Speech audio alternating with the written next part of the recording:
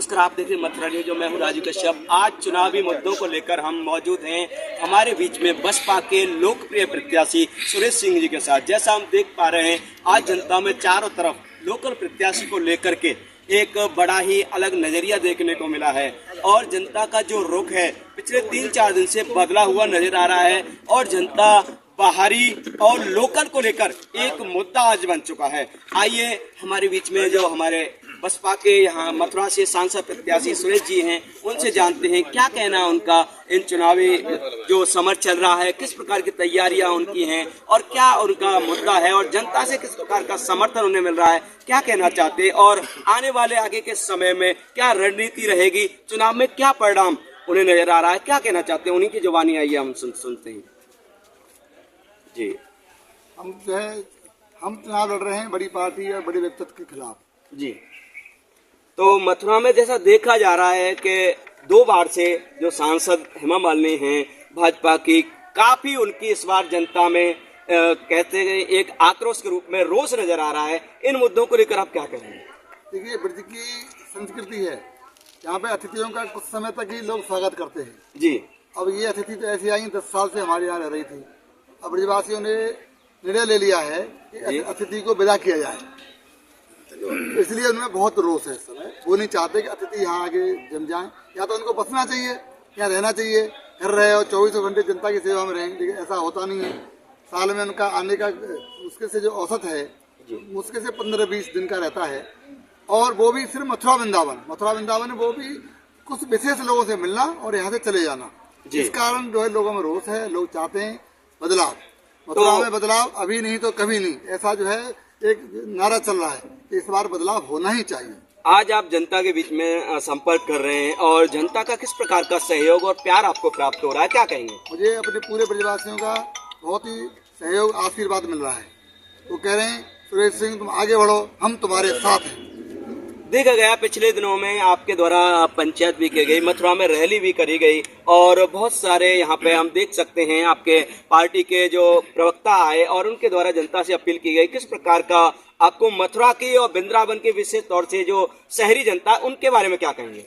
मुझे जैसा कि मैंने आपको बताया, हमको जो सभी वर्गों का, सभी धर्मों का और सभी दलों का समर्थन मिल रहा है, क्योंकि मुद्दा यहाँ पे 3 चल रहे हैं इस समय जी। पहला मुद्दा है बाहरी और स्थानीय का जी, क्योंकि बाहरी लोगों से लोग तरसते हैं, उनका काम नहीं होता है, कुछ काम पड़ता है जा नहीं सकते, तो लोग सुख दुख में साथ ही नहीं होते हैं, तो कभी गाड़ी से हाथ दिखा के चले जाते हैं।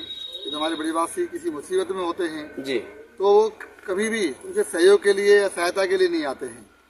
एक तो मैं ये मुद्दा उठा रहा हूँ क्योंकि जो ब्रज है हमारा, मथुरा है, ये 3 लोग से न्यारा है।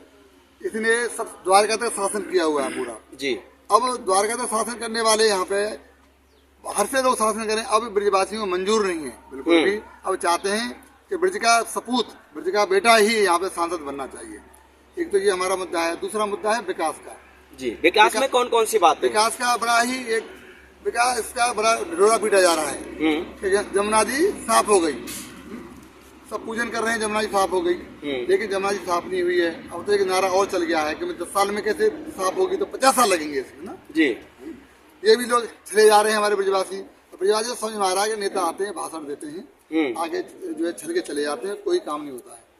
दूसरा मुद्दा है हमारे यहाँ पे अच्छी सड़क नहीं है जी। देखिए आप, मैं तो गाँव में रहता हूँ, किसान का बेटा हूँ और सब पूरे जिले की समस्याओं से रूबरू हूँ मैं, तो देखना सड़क बहुत खराब है बहुत जगह पे ना, और क्योंकि धार्मिक स्थल है, यहाँ पे हमारी व्यवस्थाएं ठीक रहनी चाहिए।